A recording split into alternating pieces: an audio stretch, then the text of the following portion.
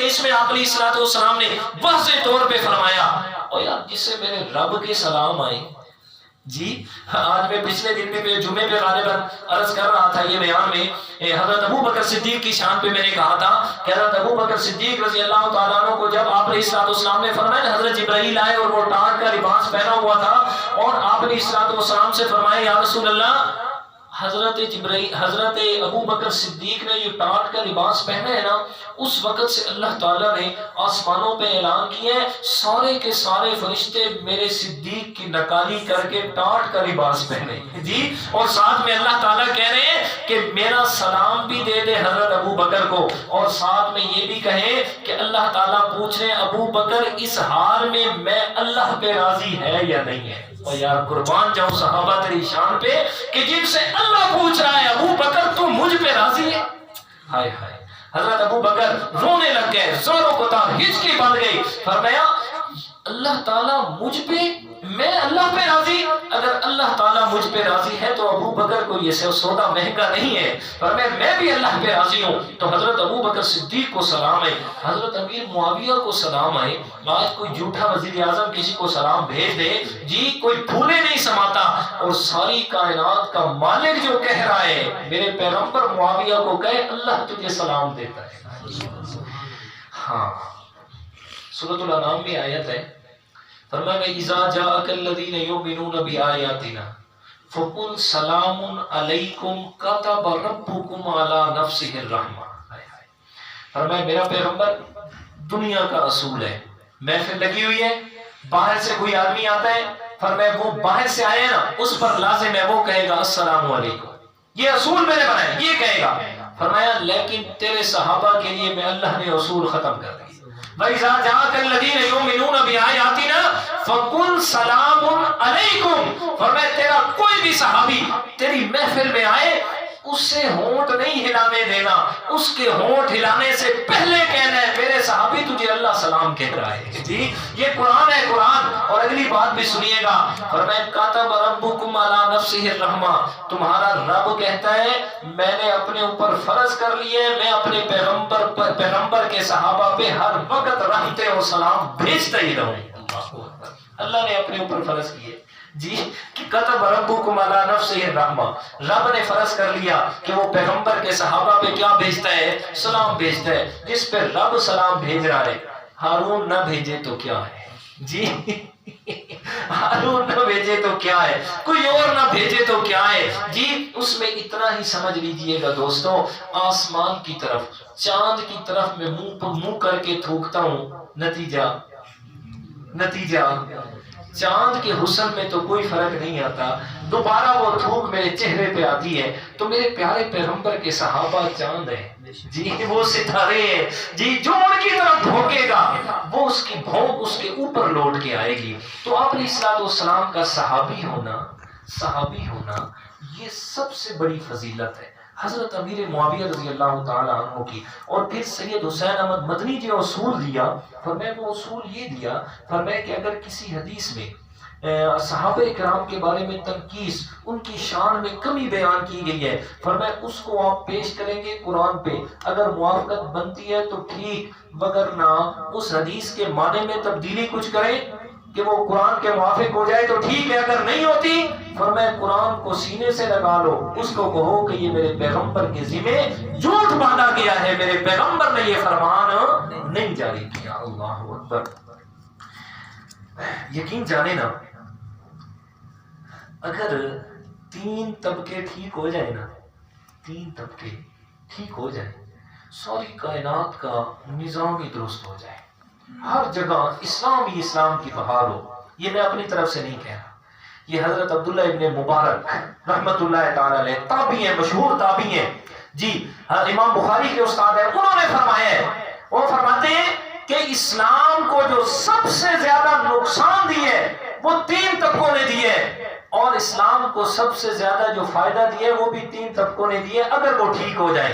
فرمایا پہلا طبقہ بادشاہ وقت کا بادشاہ اگر وہ اسلام کی موافقت میں ہے تو اس نے اسلام کو 4 چاند لگا دینے ہیں.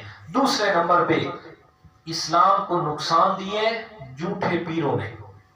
عبداللہ ابن مبارک فرماتے ہیں فرمایا جھوٹے پیر فرمایا انہوں نے اسلام کو نقصان دیا. اور تیسرے نمبر پہ کہہ دوں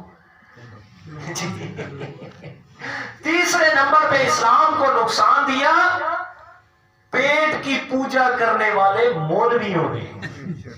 جی یہ تین لوگوں نے جو اسلام کا نقصان کیا ہے، خدا کی قسم عبداللہ ابن مبارک رحمت اللہ تعالی علیہ فرماتے ہیں، فرمایا اگر یہ تین ٹھیک ہو جائے نا پوری دنیا میں اسلام کے 4 چاند لگ جائیں. جی اگر یہ ٹھیک نہیں ہے تو پھر نظام درست ہونے والا نہیں ہے. یہ پچھلے اتوار پہ نا ادھر جال شمالی میں ایک صلح تھی، تو وہاں بیان کے لیے میں گیا، تو وہاں وہ آئے ہوئے تھے، کیا نام ہے ان کا، وہ ایم پی ہمارے صاحب کا جو یہ صاحب فیروز ہو گیا. اس نے ایک بات کی ہے یقین جانے، تو میں نے اس کی بات کو سن کے اس کے ساتھ ایگری کی ہے.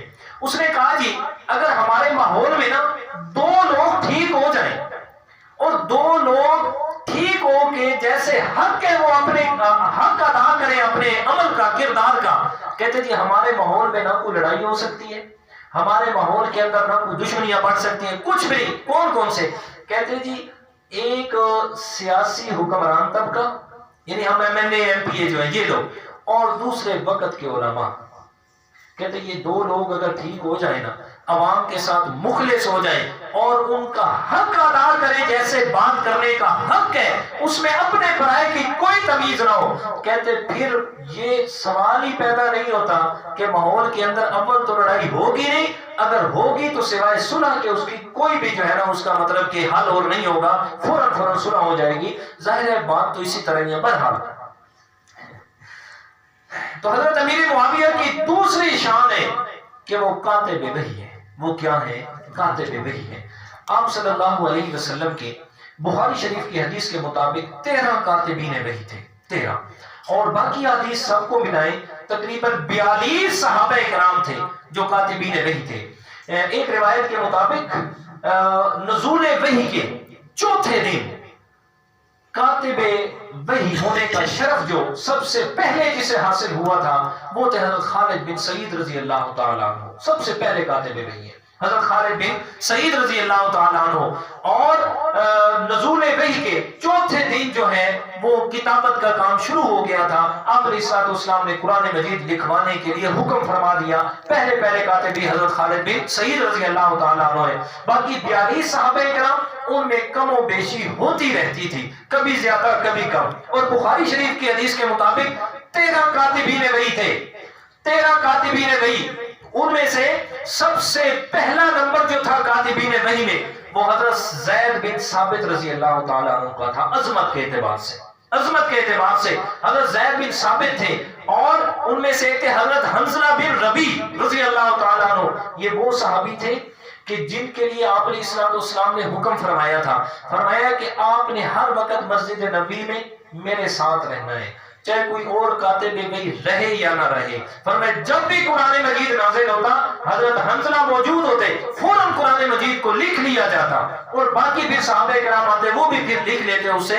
اور آپ علیہ الصلوۃ والسلام کی زندگی کے اندر حضرت عبداللہ بن عمر بن العاص رضی اللہ تعالیٰ عنہ وہ فرماتے ہیں میں نے آپ صلی اللہ علیہ وسلم کی زندگی میں قرآن مجید مکمل طور پہ لکھ کے محفوظ کر لیا تھا. اس وقت یہ کاغذ تو تھے نہیں، یہ پیج نہیں تھے، اونٹ کے شانے کی ہڈیوں پہ اور پتھر کی اینٹوں پہ، سلوں پہ اور کھجور کی چھال پہ یہ لکھنے کا رواج تھا.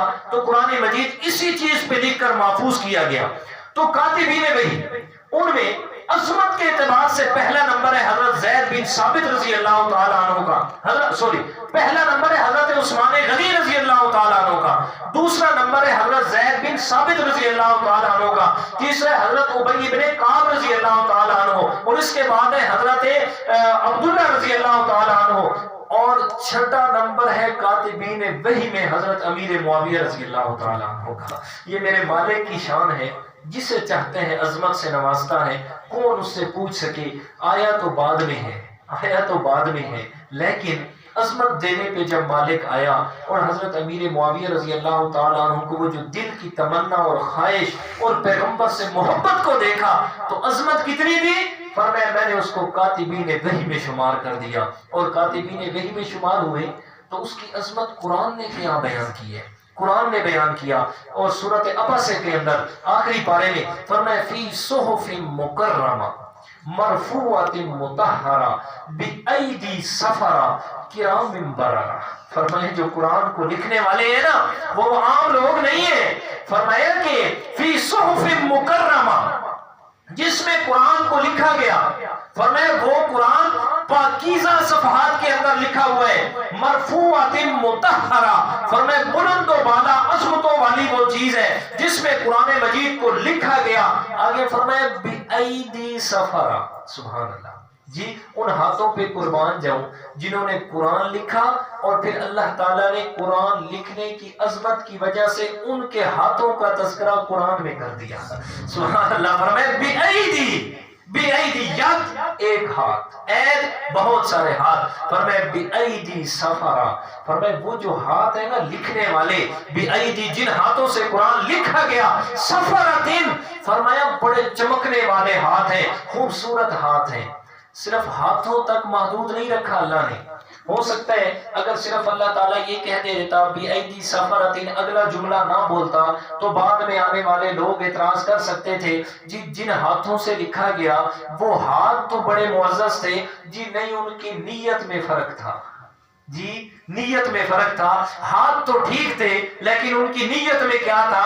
فرق تھا. جی امیر معاویہ کاتب وحی تو تھے، ان کے ہاتھ تو عظمت والے تھے لیکن نیت میں فرق تھا. جنہوں نے قرآن نہیں لکھا، قرآن کو مطلب درست نہیں لکھا، اس لیے ہم نہیں مانتے. اللہ تعالیٰ نے اس اعتراض کے آنے سے پہلے ہی 1400 سال پہلے اس کا جواب دے دیا. فرمایا ہاتھ بھی عظمت والے ہیں، بِأَيْدِي سَفَرَةٍ کرام بررہ. فرمایا جو لکھنے والے ہیں وہ ساری مخلوقات میں سے سب سے عزت والے ہیں. اللہ اکبر. فرمایا کرام بررہ، بررہ جی سب سے نیک لوگ. بررہ نیک لوگ، صرف ایک نہیں، سب سے نیک لوگ. کرام یہ مبالغے کا صیغہ ہے. جی اکرم نہیں فرمایا، اکرام نہیں فرمایا، کرام فرمایا. جو مبالغے کا صیغہ ہے، کیا مطلب؟ ساری کائنات کی مخلوق میں سے سب سے زیادہ عظمت والے وہ آدمی ہیں جن کے ہاتھ سے قرآن لکھوایا جاتا ہے. تو یہ کاتب وحی ہے. یہ کیا ہے؟ کاتب وحی. حضرت امیر معاویہ رضی اللہ تعالیٰ عنہ فرمایا کہ یہ کاتب وحی ہے جی جنہوں نے آپ علیہ الصلوۃ والسلام کے کل خطوط میں سے 106 خطوط لکھے، ان میں سے 72 خطوط حضرت امیر معاویہ سے لکھوائے. یہاں اعتراض کیا جاتا ہے جی کاتب وحی تو تھا، کاتب وحی تو تھا، قرآن نہیں لکھتا تھا، پیغمبر کے خطوط لکھتا تھا. جی میں نے کہا جی اگر آپ کو سمجھ نہ آئے تو میں کیا کر سکتا ہوں؟ اور بھائی پیغمبر کے بارے میں میرے رب نے فرمایا وَمَا يَنْطِقُ عَنِ الْهَوَىٰ وَمَا يَنْطِقُ عَنِ الْهَوَىٰ إِنْ هُوَ إِلَّا وَحْيٌ يُوحَىٰ. میرا پیغمبر وہی بولتا ہے جو میری طرف سے وحی ہوتی ہے. کیا ہوتی ہے؟ وحی ہوتی ہے. اور بھائی پیغمبر نے جو خط لکھوائے ہیں وہ بھی میرے رب کی طرف سے وحی تھی. وحی کی دو قسمیں، وحی کی دو قسمیں ہیں. ایک ہے وحی مطلوب جسے وحی جلی بھی کہا جاتا ہے، ایک ہے وحی غیر مطلوب جسے وحی خفی بھی کہا جاتا ہے. وحی جلی یا وحی مطلوب اس وحی کو کہتے ہیں جس وحی کی تلاوت آپ نماز میں کر سکتے ہیں، اور وہ کیا ہے؟ قرآن مجید. وہ کیا ہے؟ قرآن مجید. جی قرآن مجید وحی مطلوب ہے، وحی جلی ہے. فرمایا جس کی آپ تلاوت نماز میں کر سکتے ہیں وہ وحی ہے قرآن مجید. فرمایا دوسری ہے وحی غیر مطلوب یا وحی خفی. فرمایا وہ وحی کہ جو ہے تو اللہ کا حکم ہے تو وحی، لیکن اس کی تلاوت آپ نماز میں نہیں کر سکتے، اور وہ کیا ہے؟ پیغمبر کی حدیث ہے، پیغمبر کی حدیث ہے. فرمایا قرآن بھی وحی ہے، حدیث بھی کیا ہے؟ وحی ہے. فرق اس میں کیا ہے؟ فرق یہ قرآن میں احکام بھی اللہ کے اور الفاظ بھی اللہ کے. یہ فرمایا القرآن ہوا کلام اللہ، یہ کیا ہے؟ اللہ کا کلام ہے. فرمایا قرآن پاک میں کلام الفاظ بھی اللہ کے، احکام بھی اللہ کے، اور حدیث پاک میں احکام میرے رب کے، الفاظ میرے پیغمبر کے، الفاظ میرے پیغمبر کے. تو میں نے کہا جی کاتب وحی تو ہے نا، خطوط بھی لکھے تو کس کی طرف سے وحی تھی؟ اللہ کی طرف سے وحی تھی. اور میرا بھائی آسان سی بات ہے، سمجھ نہ آئے تو انسان کی قسمت. آج ایک وقت کا جاگیردار، آج ایک آڑتی منشی کسے بٹھاتا ہے؟ جس پہ اس کو اعتماد ہوتا ہے. جی اپنے کھاتے کس کے حوالے کرتے ہیں؟ جس پہ اسے اعتماد ہوتا ہے کہ جی یہ میرے کھاتوں میں الٹ پلٹ نہیں کرے بنے گا؟ اور بھائی میرے پیغمبر کا منشی حضرت امیر معاویہ، جی میرے پیغمبر کا خادم حضرت امیر معاویہ رضی اللہ تعالیٰ عنہ، میرے پیغمبر کو اعتبار تھا تو اپنے ساتھ بٹھا کے کاتب وحی بنا لیا۔ اللہ اکبر۔ اور آج تاریخ یہ بات کہے کہ جی نہیں، ہم تو نہیں مانتے، ہم تو نہیں مانتے اس بات کو کہ معاویہ رضی اللہ تعالیٰ اس کی بھی کوئی عظمت تھی۔ یہ بات سن لے دوستو، میں نے قرآن کی ایک آیت آپ کے سامنے پیش کی، تین آیات، جی والسابقون الاولون فی صحف مکرمۃ مرفوعۃ مطہرہ بایدی سفرہ، جی 2، اور تیسری اولئک کتب فی قلوبہم الایمان۔ باقی آیات بھی قرآن مجید میں اللہ تعالیٰ نے یہ فرما دیا، جو ہجرت سے پہلے آئے، ہجرت کے بعد آئے، فرمایا اولئک کتب فی قلوبہم الایمان کلا وعد اللہ الحسنی، سب کے لیے کس کا وعدہ ہے؟ جنت کا، سب کے لیے جنت کا وعدہ ہے۔ یہ رب کا قرآن کہتا ہے، سب کے لیے جنت کا وعدہ۔ پیغمبر کی حدیث کیا کہتی ہے؟ پیغمبر کی حدیث، آپ صلی اللہ علیہ وسلم نے حضرت امیر معاویہ رضی اللہ تعالیٰ عنہ کو وہ جو جنت کی بشارت دی ہے، وہ کن الفاظ میں؟ بس وہ سن لیں۔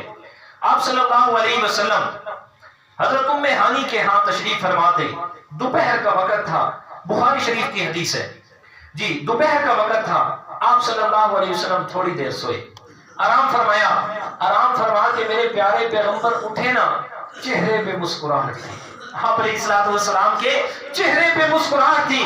فرمایا جب مسکراہٹ کو دیکھا، حضرت ام ہانی نے سوال کیا، فرمایا یا رسول اللہ، آپ کا چہرہ اور پہلے ہی خوبصورت اور پھر اس کے بعد اس پہ مسکراہٹ، چار چاند لگ گئے آپ کے چہرے پہ، یا رسول اللہ بتائیے گا کیا اس میں بات ہے، آپ مسکرا رہے ہیں؟ آپ صلی اللہ علیہ وسلم خوش ہو کے فرمایا اس میں بات یہ ہے کہ ابھی اللہ نے مجھے خواب میں یہ ایک نظارہ کروایا، فرمایا نظارہ یہ کہ میں اپنی امت کے کچھ لوگوں، کچھ نوجوانوں کو دیکھا ہے، فرمایا وہ سمندر میں جہاد کر رہے ہیں، وہ سمندر میں جہاد کر رہے ہیں، اور اس وقت میرے پیارے پیغمبر نے فرمایا اول جیش من امتی یغزو البحر فقد اوجبوا، فرمایا میری امت کا پہلا لشکر جو سمندر کے اندر جہاد کرے گا، فقد اوجبوا، اس پہ اللہ تعالیٰ نے جنت کو واجب قرار دے دیا ہے۔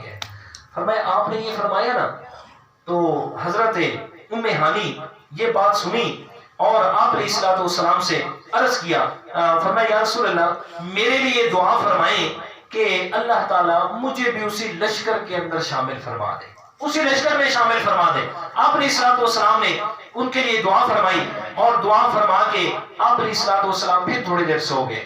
حضرت ام حرام نے یہ کہا تھا، حضرت ام حرام نے فرمایا کہ یہ آپ اس میں شامل ہوں گے لشکر میں، آپ سلام پھر سو گئے۔ حضرت ام حرام فرماتی ہیں اس وقت میری عمر 9 سال تھی، صرف 9 سال کی بچی تھی۔ فرمایا میں نے جب آپ صلی اللہ علیہ وسلم سے یہ عرض کیا نا، فرمایا یا رسول اللہ میرے لیے دعا فرمائے کہ میں اسی لشکر میں شامل ہو جاؤں۔ آپ صلی اللہ علیہ وسلم نے دعا فرمائی، فرماتے میرے دل میں یہ یقین ہو گیا، فرمایا جب تک میں اس لشکر میں شامل نہیں ہوتی مجھے اللہ تعالیٰ کبھی بھی موت نہیں دیں گے، اس لیے کہ میرے پیغمبر کی زبان سے جو اللہ نے ارشاد فرمایا وہ بالکل یقین ہو گیا۔ ہجرت فرما کے مدینہ منورہ آ گیا، ان کی شادی ہو گئی، حضرت عبادہ بن صامت رضی اللہ تعالیٰ عنہ ان سے شادی ہوئی۔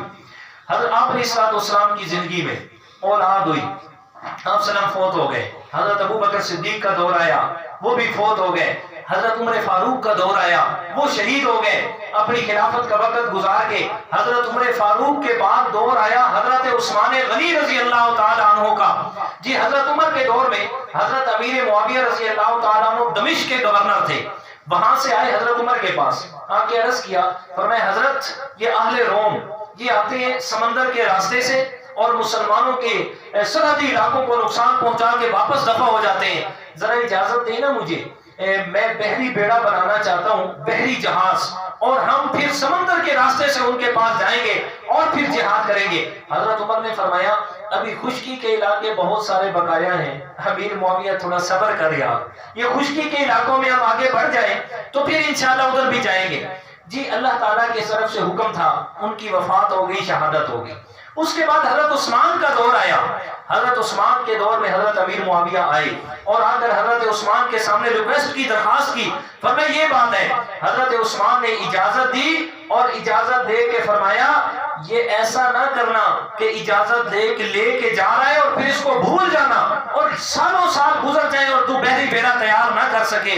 حضرت امیر معاویہ نے فرمایا حضرت آپ دعا کیجئے گا اور پھر دیکھیے گا کیا ہوتا ہے۔ حضرت امیر معاویہ نے صرف 1 مہینے کے مختصر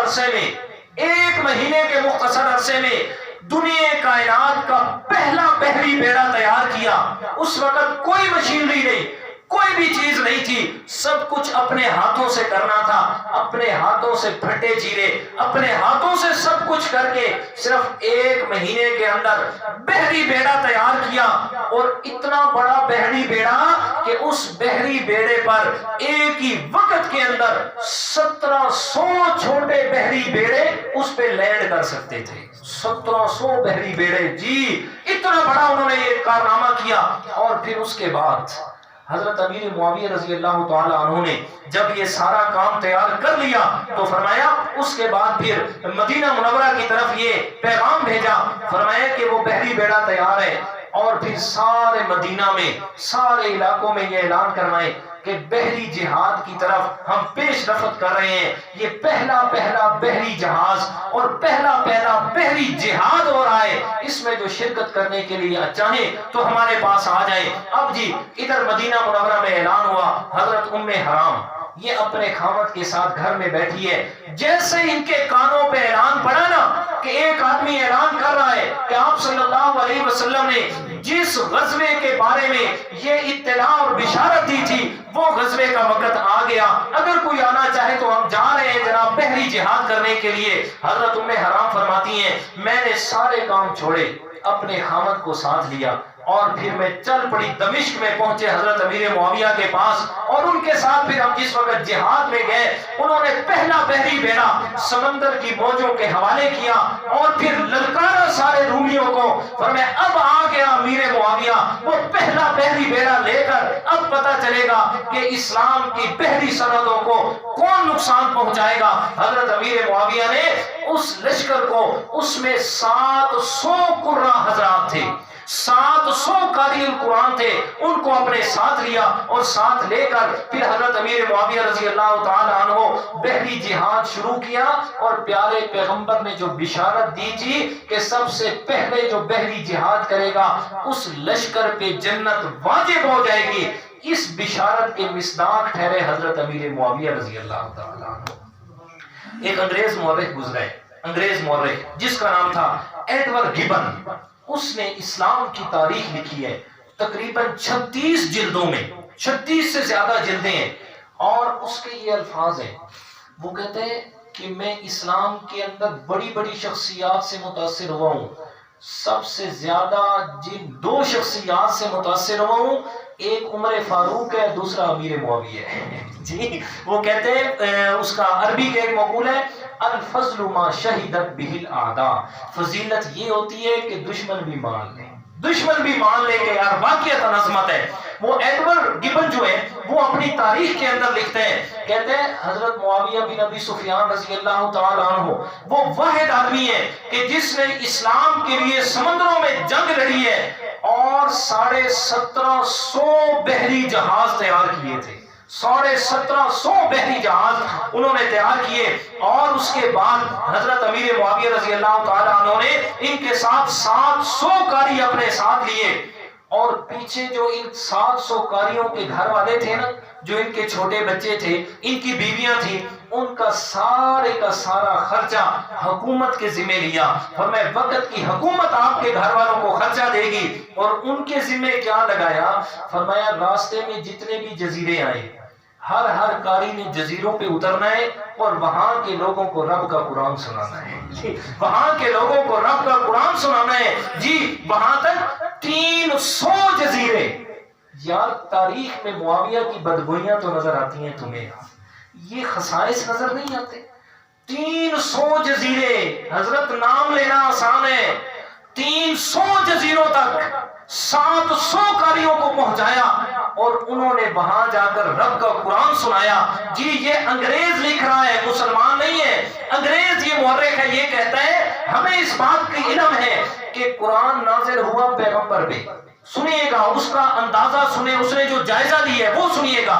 وہ کہتے ہیں جی قرآن نازل ہوا پیغمبر پہ، اس کو لکھا گیا کاتبین وحی کے ہاتھ سے، اس کو جمع کیا حضرت ابو بکر صدیق نے، دوسرے نمبر پر حضرت عثمان غنی رضی اللہ تعالیٰ عنہ نے اس کو جمع کیا، اور دنیا کائنات میں اور سمندری جزیروں کے اندر اس کو پھیلایا حضرت امیر معاویہ نے۔ اللہ اکبر۔ جی آپ کو نقائص تو نظر آتے ہیں یار، کیا یہ فضائل نظر نہیں آتے؟ کیا یہ باتیں نظر نہیں آتی حضرت امیر معاویہ رضی اللہ تعالیٰ عنہ کی، کہ جو اتنی عظمت کے حامل ہیں؟ جی میں دو حدیثیں سنانے لگوں آپ صلی اللہ علیہ وسلم جو اپنی زبان مقدس سے فرمائی۔ آپ صلی اللہ علیہ وسلم نے فرمایا یبعث اللہ یوم القیامت معاویہ، فرمایا جب قیامت کے دن اللہ تعالیٰ نے حضرت امیر معاویہ کو دوبارہ زندہ کرنا ہے نا اپنے سامنے، فرمایا وعلیہ رداء من نور الایمان، فرمایا ان کے اوپر اللہ تعالیٰ نے ایمان کی ایک چادر کو اوڑھ دینا ہے۔ اللہ کے سامنے پیش ہو رہے ہیں اور ان پر ایمان کی کیا ہے؟ چادر ہے۔ جی جو لوگ حضرت امیر معاویہ کے بارے میں باتیں کرتے ہیں تو قیامت کے دن امیر معاویہ تو ایمان کی چادر میں لپٹا ہوا جائے گا۔ جی جو کہتے ہیں جناب وہ مومن ہی نہیں رہا۔ جی اکثر میں نے ایک بہت بڑا مورخ اسلام بنا ہوا ہے، اس کی میں نے کتاب پڑھی اور میں حیران ہوتا ہوں اس بات پر، یار وہ اتنا بڑا شیخ الاسلام بنا ہے، شیخ الاسلام لکھواتا ہے اپنے نام کے ساتھ، اتنا بڑا مورخ ہے، کیا اس کو تاریخ میں یہ باتیں نظر نہیں ہیں؟ کیا پیغمبر کی یہ حدیث نظر نہیں ہے؟ اس نے لکھا ہے جی معاویہ کے بارے میں، مومن اور کافر ہونے کے بارے میں ہم خاموش ہیں۔ حیران ہو یار، حیران ہو ان کی عقل پہ، ان کے سوچ پہ، کہ انہیں پیغمبر کی یہ حدیث نظر نہیں آئی کہ پیغمبر نے فرمایا معاویہ قیامت کے دن آئے گا اور اس کے اوپر کیا ہوگی؟ نور کی چادر ہوگی۔ یہ میرے پیغمبر کی زبان ہے، یہ عام آدمی نہیں ہے۔ دوسری حدیث سنیے گا، آپ علیہ الصلوۃ والسلام نے فرمایا صاحب السر معاویہ تھا، فرمایا ہر کسی کا کوئی رازدار ہوتا ہے، میرا رازدار معاویہ ہے۔ یار کتنی بڑی بات ہے، فرمایا میرا رازدار معاویہ۔ اگلی بات سنیے گا جو میرے پیغمبر نے فرمائی ہے، فرمایا من احبہ فقد نجا، من احبہ فقد نجا ومن ابغضہ فقد ہلک۔ میرے پیغمبر نے فرمایا جس نے معاویہ سے محبت کی وہ نجات پا گیا، جس نے معاویہ سے بغض رکھا فقد ہلک، اللہ تعالیٰ اس کو ہلاک کر کے رکھ دے۔ بات تو ختم ہو گئی جی، بات تو ختم ہو گئی۔ فرمایا جس نے معاویہ سے محبت کی فقد نجا، کامیاب ہو گیا، جس نے اس سے بغض رکھا اللہ تعالیٰ اس کو کیا کریں گے؟ ہلاک کریں گے۔ آپ علیہ الصلوۃ والسلام، سحری کا وقت ہے، سحری کا وقت ہے، میرے پیغمبر کے ہاتھ اٹھے ہوئے ہیں، اور ہاتھ ہی کب اٹھے؟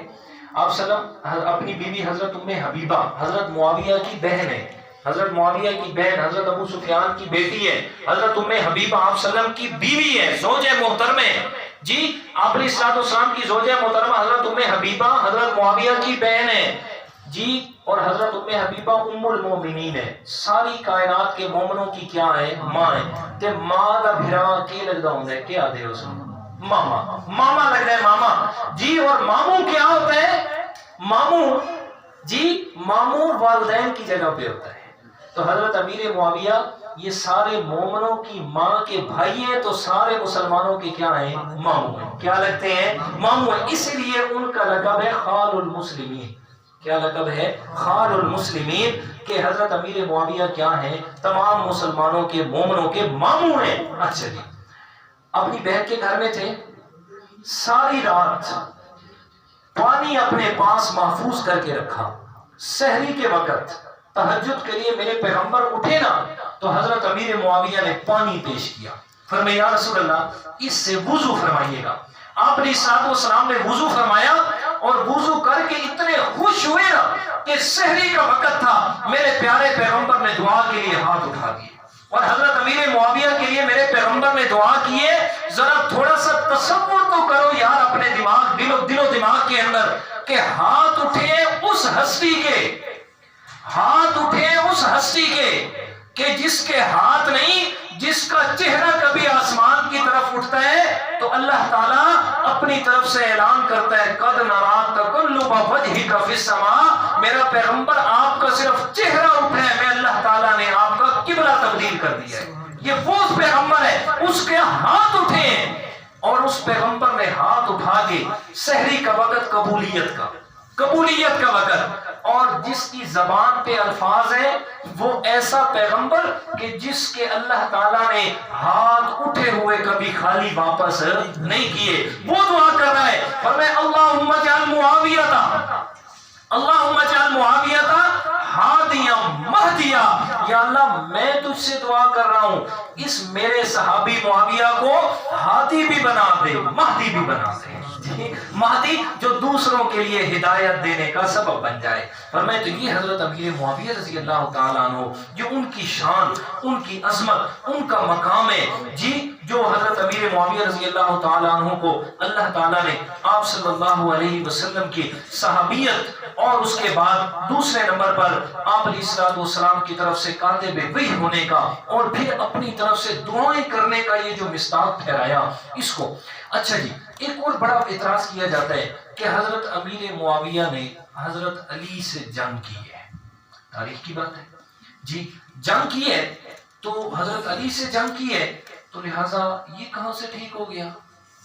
جنگ کی ہے کوئی تھوڑی سی بات ہے جی۔ تو اس کے لیے میرا بھائی سب سے پہلے یہ دماغ میں رکھیں کہ حضرت امیر معاویہ نے حضرت علی سے جنگ، حیران ہو گئے ہو جی، حضرت امیر معاویہ رضی اللہ تعالیٰ عنہ نے حضرت علی سے جنگ نہیں کی۔ کس سے ہوئی ہے وہ میں بتاتا ہوں۔ وہ قاتلین عثمان رضی اللہ تعالیٰ عنہ، وہ حضرت علی کے لشکر میں انہوں نے اپنا سر چھپایا ہوا تھا جی، جنگ حضرت علی سے نہیں ہوئی، جنگ ان قاتلین عثمان سے ہوئی ہے جی۔ اس لیے کہ میں اپنی طرف سے بات نہیں کہہ رہا، نہج البلاغہ اٹھائیے گا، نہج البلاغہ اٹھائیے گا، اس میں خطوط ان کے ہیں لکھے ہوئے، مکتوبات نمبر 12 پڑھیے گا جی۔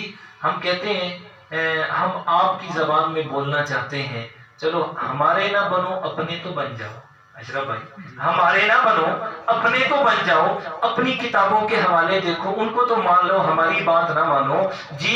آپ معاویہ کا لکھا ہوا ہاتھ سے قرآن نہ مانو، ہم تو نہیں کہتے مانو جی، وہ اللہ چاہے گا تو بنوا لے گا جی، آپ کے مقدر میں ہوگا تو ہدایت مل جائے گی۔ ہم تو کہتے ہیں جی ہم آپ کی مطلب کی بات کہتے ہیں جی، ہم آپ کے مطلب کی بات کہتے ہیں جناب، الفاظ میرے ہیں بات ان کی، ہم تو تیری مطلب کی بات کہتے ہیں، الفاظ میرے ہیں بات ان کی، ہم تو تیری محفل سنوارتے ہیں جناب ہم تو تیری محفل سنوارتے ہیں جی، چراغ ہمارا ہے رات ان کی، ہم تو بات آپ کی کرتے ہیں ہدایت کی۔ وہ اس طرح نہج البلاغہ مکتوب نمبر 12 اٹھائیے گا، اس میں کیا لکھا ہوا ہے؟ اس میں واضح طور پہ لکھا ہے کہ حضرت علی سے سوال کیا گیا تھا، حضرت معاویہ سے بھی، آپ کیوں لڑے تھے آپس میں؟ انہوں نے کہا کس نے کہا ہے ہم آپس میں لڑے تھے؟ ہماری تو جنگ صرف اور صرف قتال عثمان کے بارے میں صرف ایک اجتہادی غلطی کی وجہ سے، وہ جو قاتلین عثمان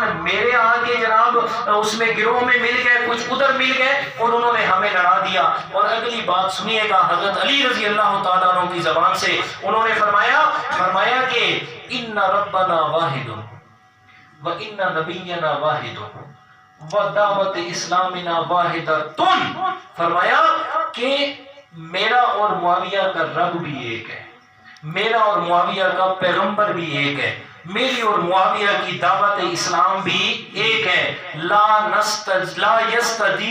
یستزیدوننا فی الاسلام، لا یستزیدوننا فی الاسلام، فرمایا نہ وہ ہم میں سے، نہ وہ ہم سے زیادہ اسلام میں ہے، نہ ہم ان سے زیادہ اسلام میں ہے، صرف ہماری مخالفت جو بنی تھی وہ ان منافقین کی وجہ سے جنہوں نے حضرت عثمان کو کیا کیا تھا؟ شہید کیا تھا، باقی ایمان کے اندر ہم اور وہ کیا ہیں؟ برابر ہیں۔ اور دوسری بات یہ بھی سن لیجئے گا، یہ تو یہاں تک ٹھہر گئی بات۔ دوسری بات ہے حضرت علی اور حضرت امیر معاویہ کی شان کی، تو ان کی شان میں پتہ ہی کتنا فرق ہے؟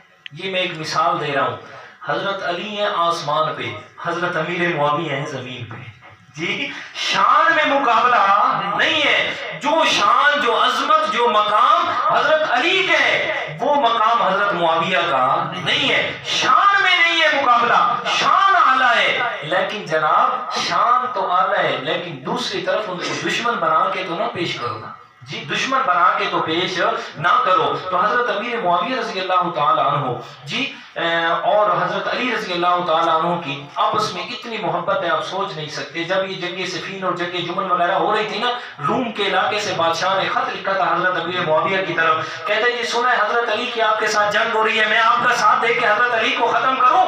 حضرت امیر معاویہ نے تاریخ کے اندر موجود ہے یہ الفاظ میں جواب دیا تھا، انہیں فرمایا تھا سن رومی کتے، یہی الفاظ ہیں، انہیں فرمایا سن رومی کتے، تو کہتا ہے نا کہ حضرت علی کی طرف حملہ کرتے ہیں، تو خبردار اپنی حد تک محدود ہو کے رہ جا، اگر تو نے علی کی طرف آنکھ بھی اٹھائی نا تو علی کے گروہ کے اندر سب سے پہلا جان دینے والا جو سپاہی ہوگا وہ معاویہ ہوگا جی۔ یہ ان کی محبت تھی آپس میں، اور آج اس کو تو بیان کرتے نہیں جی، یہ بھی تو تاریخ میں موجود ہے۔ اور دوسری بات یہ یاد رکھیں دوستو، تاریخ لکھی گئی ہے پیغمبر علیہ السلام کے جانے سے تقریباً 300 سال بعد۔ کتنے سال بعد؟ 300 سال بعد لکھی گئی ہے۔ وہ صحابہ کرام تو 100 سال تقریباً رہے اور پھر چلے گئے دنیا سے وقتاً فوقتاً 100-150 سال کے بعد، اور ان کی تاریخ لکھی گئی ہے 300 سال بعد۔ وہ دنیا میں تھے ہی نہیں، تو بعد والوں کو کس نے بتایا ہے کہ ان کے یہ حالات تھے؟ 300 سال بعد جو بات لکھی گئی اس کی تصدیق کرتے ہو، اور جو میرے رب کے قرآن میں ہے اس کی بات نہیں سنتے جی۔ آپ کو حضرت امیر معاویہ رضی اللہ تعالیٰ عنہ کی اگر فتوحات کا میں سلسلہ شروع کروں نا یہاں کہ حضرت امیر معاویہ رضی اللہ تعالیٰ عنہ نے کتنی دنیا کو فتح کیا، صرف ایک بات کر کے ختم کرنے لگوں، یقین جانے یہ اتنا لمبا موضوع ہے، اتنا لمبا موضوع، اگر میں شروع ہو جاؤں رات گزر جائے گی، بات ختم نہیں ہوگی۔ حضرت ابو بکر صدیق رضی اللہ تعالیٰ عنہ نے صرف 2 سال حکومت کی ہے، خلافت سنیے گا، 11 لاکھ مربع میل تک انہوں نے حکومت کی ہے، اسلام کا پرچم لہرایا ہے۔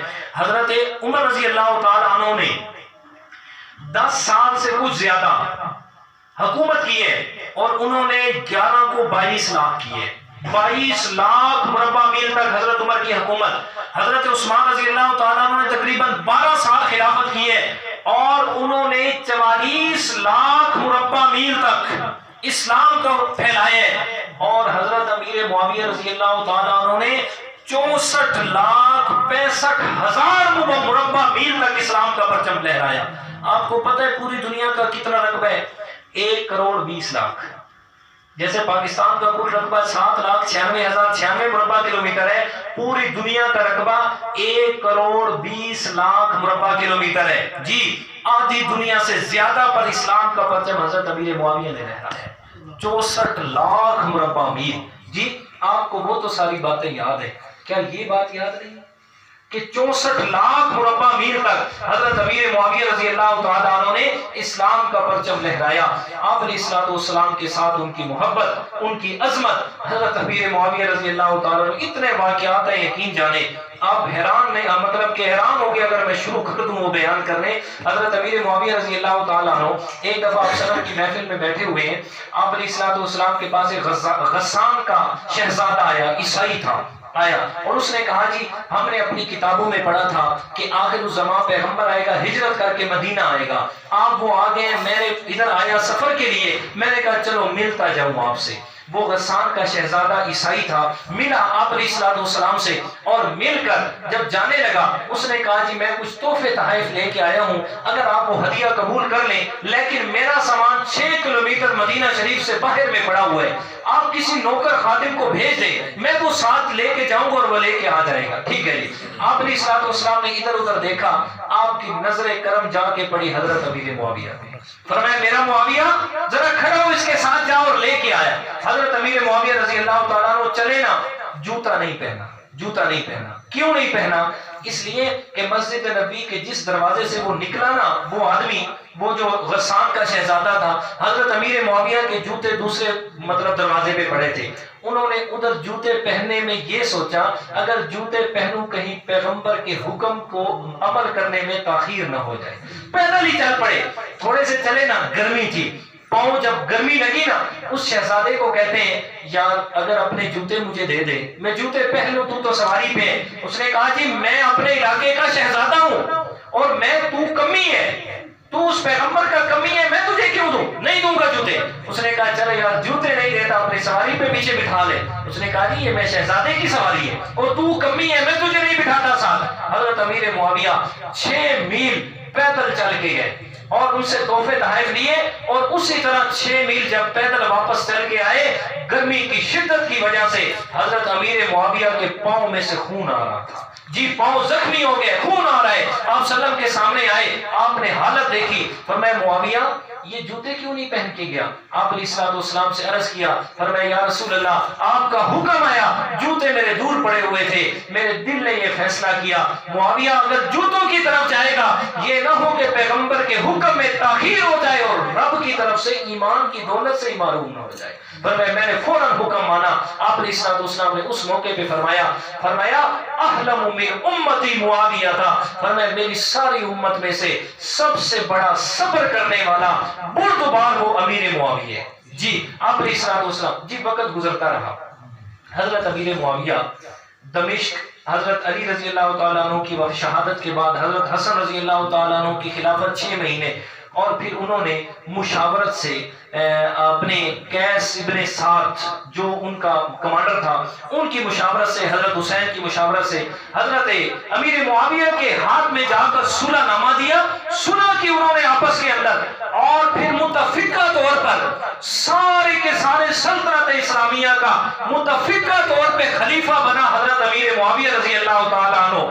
اور پھر وقت نے ساتھ دیا، اور پھر حضرت امیر معاویہ رضی اللہ تعالیٰ عنہ نے اسلامی لشکر کو بھیجا غسان کی طرف۔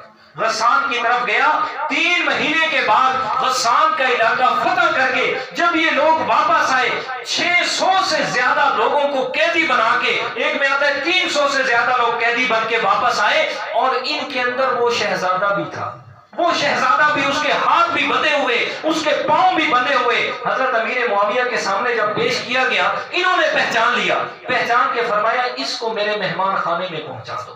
مہمان خانے میں پہنچایا، اور حضرت امیر معاویہ نے اس کی اچھی خدمت کی، اچھی میزبانی کی، اور از حد جس حد تک ہو سکتا تھا اس کی میزبانی کرتا رہا، اور میزبانی کرنے کے بعد اسے فرمایا کہ میں آپ کی وجہ سے آپ کو بھی آزاد کر رہا ہوں، اور باقی جتنے لوگ ہیں سب کو بھی آزاد کر رہا ہوں آپ کی وجہ سے۔ اور ساتھ میں حضرت امیر معاویہ نے اسے ہزاروں دینار بھی دیے، اچھا لباس بھی دیا، اور کھانے کے لیے جناب قیمتی کھانے کی چیزیں بھی دی، تحفے تحائف دے کر اس کو روانہ کر دیا۔ جب باہر نکلا نا، لوگوں سے پوچھتا ہے یار یہ آدمی کون ہے، یہ کون ہے؟ انہوں نے بتایا کہ یہ معاویہ بن ابی سفیان ہے رضی اللہ تعالیٰ عنہما، جو ہمارا خلیفہ ہے۔ اسی وقت واپس آیا، اور واپس آ کے کہتے ہیں یار تیرے نام سے مجھے پتا چلا تو وہی ہے۔ حضرت امیر معاویہ نے فرمایا میں نے تجھے دیکھتے ہی پہچان لیا تھا، تو نے جو میرے ساتھ سلوک کیا تھا وہ تمہارا کردار تھا، اور جو میں نے تیرے ساتھ سلوک کیا ہے وہ میرے پیغمبر کا اخلاق تھا، جو میرے پیغمبر نے مجھے سکھایا تھا میں نے وہ تمہارے ساتھ سلوک کیا ہے۔ چیخیں نکل گئی، وہ کہتے ہیں یار اتنا کریمانہ پیغمبر اور اس کے سکھائے ہوئے اخلاق اتنے کریمانہ، اب مجھے واپس جانے کی ضرورت نہیں ہے، کلمہ پڑھ کے ادھر ہی مسلمان ہو گیا۔ جی تو یہ حضرت امیر معاویہ اتنی بڑی سلطنت ہے، 64,65,000 مربع میل تک، اور اتنا امن ہے، اتنا امن ہے۔ یہ جو آپ کا پشاور کا علاقہ ہے نا، یہاں تک حضرت امیر معاویہ کے دور میں صحابہ کرام آئے ہیں، ابھی تک وہاں پہ قبر ان کی موجود ہے پشاور کے علاقے میں۔ یہ آپ کے بلوچستان تک کا علاقہ، یہاں تک حضرت امیر معاویہ کے دور میں صحابہ کرام آئے، یہاں کے علاقے فتح کیے ہیں۔ جی حضرت امیر معاویہ 64,65,000 مربع میل کے حکمران ہیں ایک ہی، اور عدل و انصاف اور امن اتنے ہیں کہ حضرت امیر معاویہ نے اپنے دور حکومت میں اعلان کیا ہوا تھا کہ میرے دور حکومت میں کوئی بھی صراف، کوئی بھی سنارا اپنی دکان کو تالا لگا کے نہیں جائے گا۔ امیر معاویہ دیکھے گا کون سی وہ ماں ہے جس نے بچہ جنا ہے جو امیر معاویہ کے دور خلافت میں چوری کر کے دکھا دے۔ امن ہے، امن ہے جی، یہ خلافت راشدہ ہے، امن ہے جی۔ اور آج آپ کو اس معاویہ رضی اللہ تعالیٰ عنہ کے نقائص تو نظر آتے ہیں جو حقیقت بھی نہیں ہے، پیچھے ذکر کر چکا ہوں، حقیقت نہیں ہے اس کو۔ کیا اس کے فضائل نظر نہیں آتے؟ کیا اس کی یہ عظمت نظر نہیں آتی؟ کیا پیغمبر کی حدیث آپ علیہ السلام پر جو قرآن اترا وہ نظر نہیں آتا؟ بہرحال बड़ी बातें हैं, यकीन जाने। एक पीछे एक समंदर आया हुआ है हजरत अमीर मुआविया रजी अल्लाह तआला अन्हु की अजमत का। आखिर में बात करके 22 रजब के हवाले से खत्म करता हूँ। 22 रजब हजरत अमीर मुआविया रजी अल्लाह तआला अन्हु की वफात का दिन है, और इस दिन के अंदर आजकल हमारे माहौल में जो आम हो चुकी है बात, वो ये कि रजब के कूंडे पकाए जाते हैं। कूंडे, लोग भी पूछते हैं उस्ताद जी ये सुन्नत है? यकीन जाने मुझसे एक आदमी ने सवाल किया परसों पिछले आके उस्ताद जी ये सुन्नत है, और मैं आके भाई कूंडे का लफ्ज तो अरबी का है ही नहीं। जब कूंडे का लफ्ज अरबी का नहीं है तो सुन्नत कहां से निकल आई भाई?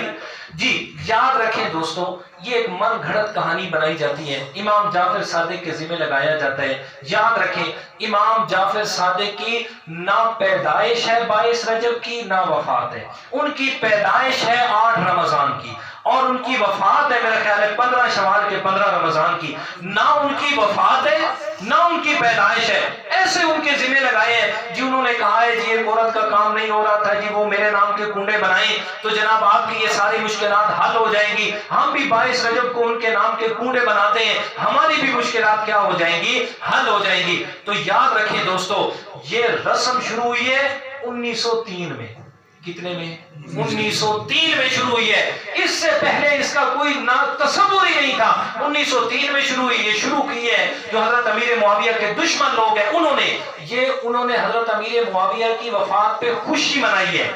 जिस तरह वो यकम मुहर्रमुल हराम को मनाते हैं हजरत उमर फारूक रजी अल्लाह तआला अन्हु की शहादत पे, जैसे कि 18 जिलहज को ईद गदीर के नाम से वो ईद मनाते हैं, हजरत उस्मान रजी अल्लाह तआला अन्हु की शहादत पे खुशी करते हैं। इसी तरह 22 रजब को भी वो कुंडे बना के हजरत अमीर मुआविया की वफात पे खुशी करते हैं। पहले तो वो करते थे, अब हमारे नाम नेहाद सुन्नी भी साथ मिल गए, वो भी जनाब कूड़े पका रहे हैं, भर रहे हैं। फिर दूसरी बात कि रात को करना है, रात को करना है, दिन में नहीं।